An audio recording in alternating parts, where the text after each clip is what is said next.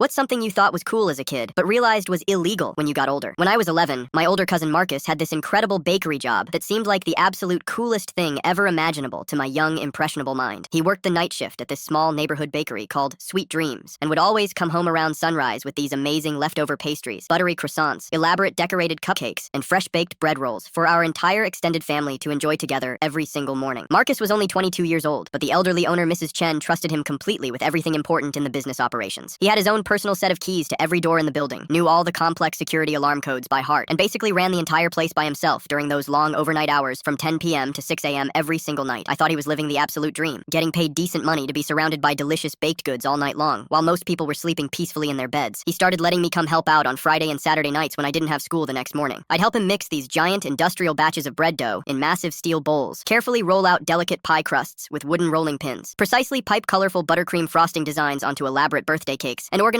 dozens of fresh cookies on display trays throughout the store. He even paid me $30 cash each night I worked, which felt like winning the actual lottery to an 11-year-old kid who usually only got $5 weekly allowances from my parents. The strange part that I didn't think much about at the time was how the bakery seemed to get significantly more customers during Marcus's quiet night shift than during the busy normal daytime business hours when Mrs. Chen was there. People would knock persistently on the back delivery door at completely random times, 2 a.m., 4 a.m., even right before dawn broke over the city, always asking specifically for Marcus by his first name, and seeming very urgent and nervous about their visits. These definitely weren't normal everyday bakery customers either. They never bought any of the regular pastries, chocolate chip cookies, dinner rolls, or artisan breads displayed beautifully in the front glass cases that Mrs. Chen was so incredibly proud of showing off to everyone. Instead, Marcus would mysteriously disappear into the back storage room for several tense minutes and come out carrying these completely plain white cardboard boxes tied with simple brown string, nothing written on them at all to indicate contents. The customers would pay him absolutely huge amounts of cash money, sometimes $300 or $400 for a single unmarked box that couldn't have weighed more than a few pounds at most. I watched this same weird transaction happen dozens of times throughout those weekend nights, but never questioned it because I trusted Marcus completely and figured he knew exactly what he was doing with his business. I asked Marcus once what could possibly be so incredibly special about those particular pastries that people would pay such premium prices and show up in the middle of the night like desperate drug addicts or something similar. He just winked knowingly and explained they were custom specialty orders for very important business clients who had extremely specific dietary requirements, incredibly busy schedules, and lots of disposable money to spend on luxury food items that regular people couldn't afford. That explanation seemed perfectly reasonable enough to me at the time, since I knew rich people were weird about organic food and gluten-free stuff and paying extra for convenience. Everything made perfect, crystal clear sense years later when Marcus got arrested in a huge coordinated DEA raid that made the front page news for weeks. Turns out Sweet Dreams was actually an elaborate front operation, and those special midnight pastries were carefully packaged drugs being distributed through the bakery's legitimate delivery network throughout the entire city and surrounding suburbs to dealers and customers. I'd been helping package and distribute narcotics for months, thinking I was just learning the traditional family baking business and making honest money helping my cousin succeed.